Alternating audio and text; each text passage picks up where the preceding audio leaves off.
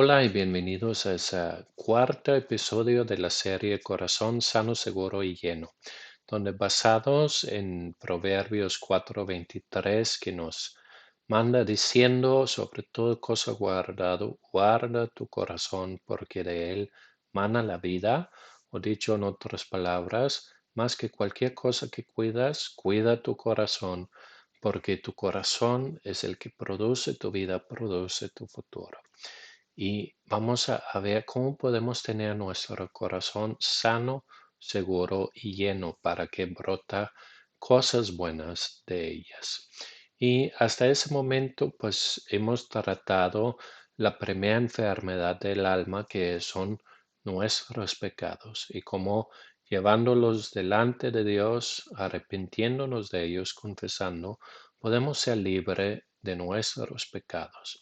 Pero ¿qué tal cuando gente peca contra nosotros? Cuando gente habla mal hacia nosotros, cuando nos hacen mal, cuando nos dejan heridas en nuestra alma, en nuestro corazón. ¿Qué podemos hacer ahí? En Hebreos, y en el capítulo 12, versículo 15, hay una advertencia. Dice, mira bien, no sea que algunos dejen de alcanzar la gracia de Dios, que brotando alguna raíz de amargura os estorba y por ellos muchos sean contaminados. Entonces habla de que hay cosas que pueden estorbar la gracia de Dios en nuestra vida. Hay cosas que pueden contaminar y uno es la amargura. Si hay algo amargo en una comida, frecuentemente echa a perder toda la comida. Imagínate que haces un jugo de naranja. Todas las naranjas son dulces, pero una naranja es muy amarga. Ese tiende a que echar a perder todo el jugo. ¿Por qué? Porque el sabor es tan dominante. Igualmente, hay gente que se ha amargado en sus vidas y están llenos de resentimiento. Y a veces es fácil descubrirlo porque a menudo se oyen como un disco roto en el sentido que no pueden dejar de hablar de ciertas cosas. Algunos lo tienen abiertas y como un disco roto que regresa al mismo carril, tienen que mencionar algo que alguien les hizo. Otros tienen cosas de amargura que no pueden escuchar un nombre sin tener que hacer como un chiste o algo negativo a esa persona. Otros lo tienen más escondido por adentro, pero todos son señales de amargura, de resentimiento. ¿Y cómo es esa cosa? Es semejante a un niño que un hombre ve que tiene algo en la mano y dice, oye, ¿qué tienes en la mano? Y dice, una tarántula venenosa. Y dice, oye, estás loco, ¿por qué tienes a esa? Y dice, oye, es que quiero que muerde a Juanita porque me cae mal.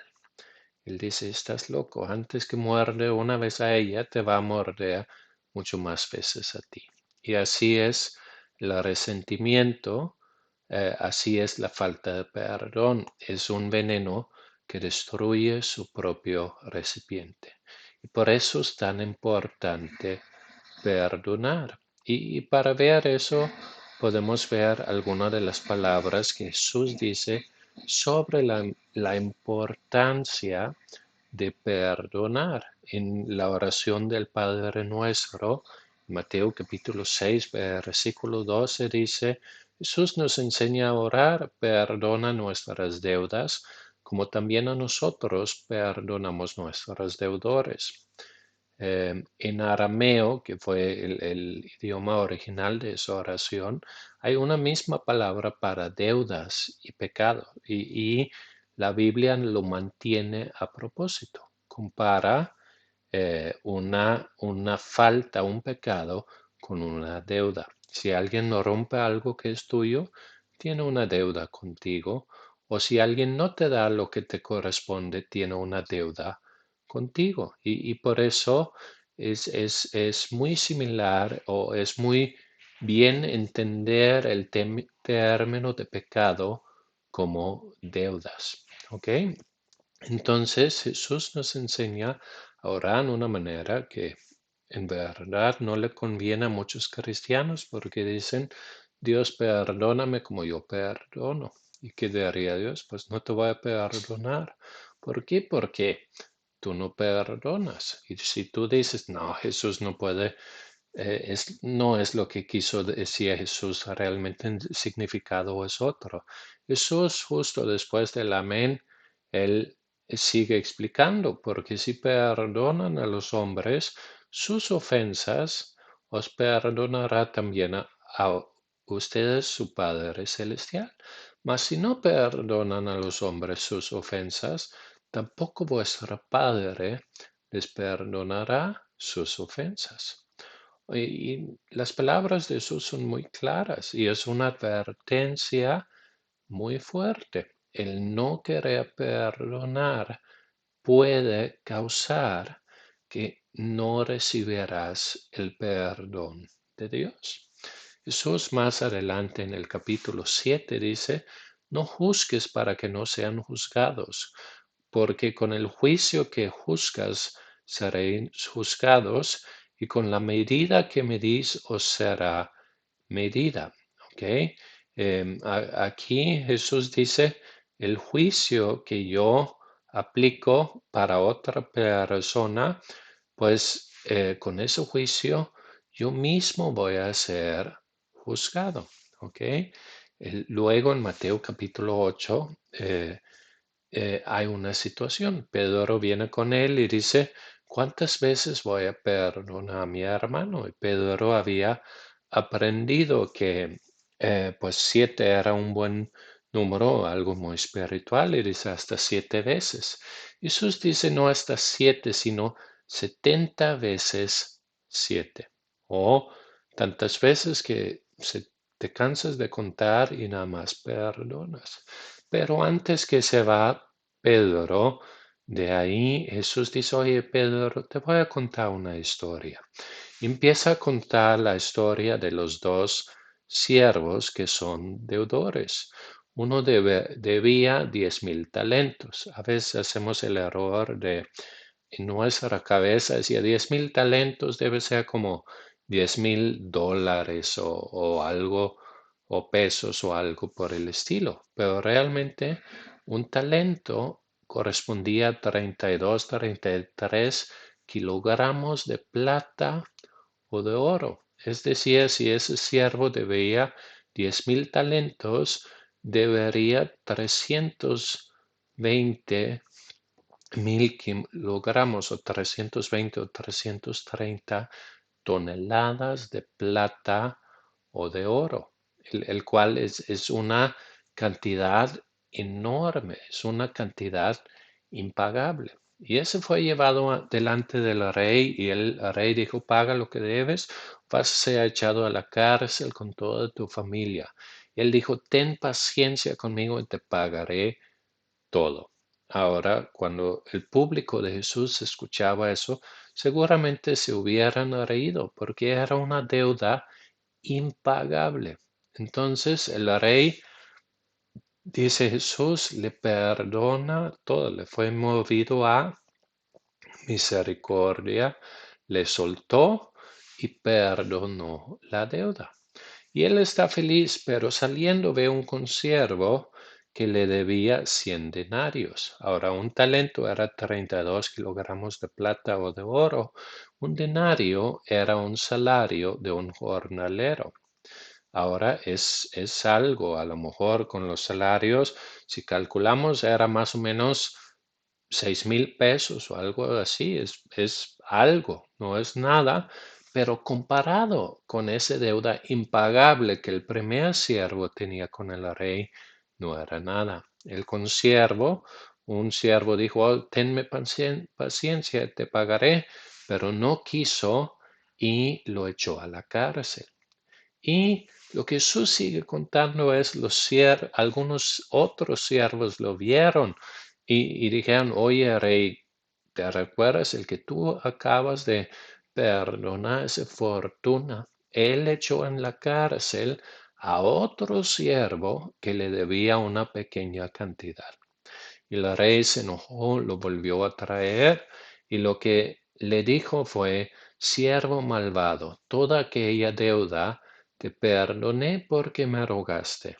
¿No deberías tú también tener misericordia de tu consiervo como yo tuve misericordia de ti?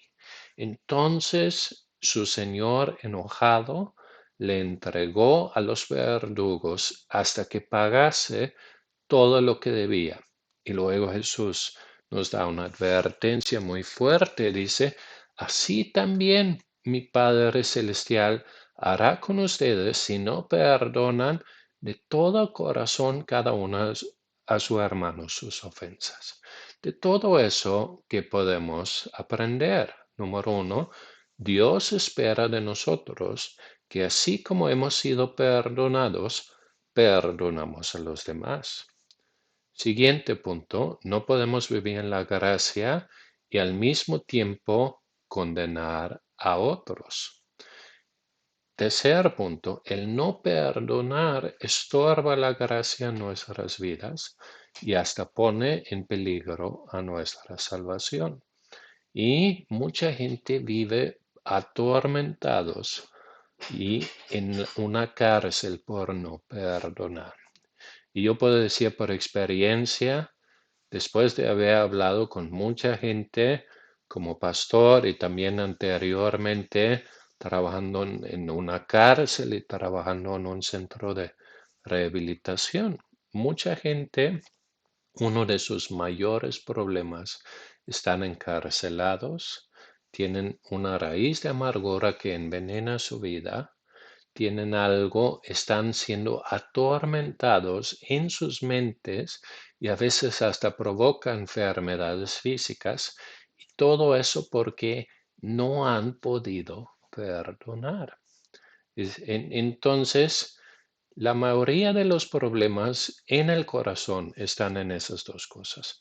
Número uno, la clase pasada, no nos hemos realmente arrepentido de nuestros pecados y no los hemos llevado a la luz. Y número dos, hay cosas que no hemos perdonado a otros y ese tarántula, ese veneno, envenena nuestra propia vida. Entonces es sumamente importante que perdonamos. Sin embargo, a veces hay unos mitos acerca de perdonar. Número uno, perdonar no es olvidar. ¿Sí? Nosotros no podemos programarnos para olvidar. Y perdonar no es que tengo que olvidar qué pasó. Si puedo tener una memoria de lo que alguien me hizo, aún teniéndolo perdonado. Número dos, perdonar tampoco es decir, no pasó nada, no fue realmente malo. No, al contrario, para poder perdonar hay que reconocer la falta, que sí estuvo mal lo que alguien te hizo o me hizo, etcétera, para poder perdonar. Y número tres, perdonar no significa que tengo que permanecer en una situación de ofensa, de abuso, etcétera. Hay pequeñas ofensas y cosas que puedo aguantar, pasar por alto, etcétera, pero si estoy en una situación de abuso, una situación que me hace daño, sí puedo alejarme. Y especialmente si estoy en una situación de violencia o de abuso fuerte de algún tipo, sí me es permitido asegurarme, alejarme, arreglar la situación y no necesariamente significa que no he perdonado. Entonces, teniendo esas aclaraciones, vamos a hablar de eh, cómo y cuándo perdonar. Primera cosa, ¿cuándo voy a perdonar? ¿Cuándo te perdonó Jesús? Jesús, cuando te perdonó, Jesús estaba en la cruz y ¿qué dijo? Perdónalos porque no saben lo que hacen. Jesús en la cruz extendió su perdón ¿a quiénes? A todo el mundo. Sin embargo, cuando recibimos el perdón de Dios, cuando cada uno de nosotros reconocimos nuestras faltas. Es el primer punto. No esperas perdonar a alguien hasta que ellos vengan y dicen, perdóname, porque a veces nunca sucede. Y hay gente incluso que tenemos que perdonar, que ya han muerto y nunca te van a pedir perdón. Jesús extendió su perdón a todos, aún antes que habían reconocido sus faltas. Y también nosotros debemos extender nuestro perdón. No necesariamente tenemos que decir a todo el mundo, yo te perdono, pero como Jesús delante de Dios, Dios perdónalos y yo los perdono. O como Esteban, Señor, no los tomas en cuenta ese pecado. Y ese tenía un poder tan tremendo que soltó la gracia de Dios sobre alguien que estaba ahí apedreándolo o siendo testigo de que fue apedreado a Pablo y su vida fue transformada. Entonces, no estemos esperando hasta que aquel que nos hizo daño dijo, oye, estoy mal, perdóname, sino nosotros delante de Dios, pues decimos, Dios, yo decido perdonar, no por ellos, sino por mí. Yo necesito perdonar. Hay un dicho que ha sido atribuido a varios que es, perdonar es liberar a un preso y después te das cuenta que ese preso fuiste tú. Tú necesitas perdonar en ese momento porque te va a liberar a ti. El siguiente punto, no esperas perdonar hasta que lo sientes. Perdonar es que es un acto que comienza en la voluntad y puede ser un proceso. A veces es como pelar una cebolla. Cada vez que pelas una capa, lloras un poco, te arde los ojos, etc. Pero si sigues tarde o temprano, va a acabar la cebolla. Igualmente, perdonar en un principio puede ser muy en contra de las emociones, pero no vivimos gobernados por nuestras emociones, vivimos gobernados por la palabra de Dios.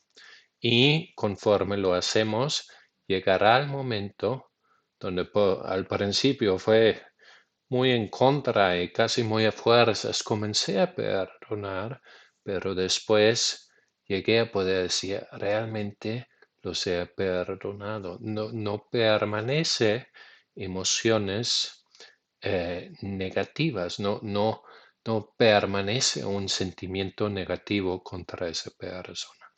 Pero comienza en donde comienza en, de alguna manera, en la voluntad. Ahora, para nosotros involucrar nuestra voluntad, es importante que hagamos algo, que lo hablamos en voz alta o incluso podemos escribir o hacer alguna cosa que indica que perdonamos. Por ejemplo, cuando perdonamos, así como hablamos la vez pasada, que el pedir perdón debe ser específico, mencionando ciertos hechos, también cuando perdonamos es más eficiente si somos específicos.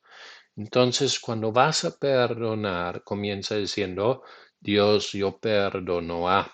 Y normalmente los que son más importantes de perdonar son los que están más cerca de ti, familiares, amigos cercanos, cónyuge, etcétera. ¿Por qué? Porque entre más cerca una persona está de ti, más daño te puede causar.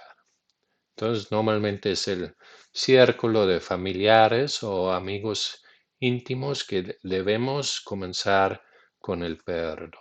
Y empieza diciendo Dios, yo perdono a, y luego el nombre, y luego por haber hecho no sé qué. Y mencionas la cosa y a veces agrega y haberme hecho sentir tal y tal cosa.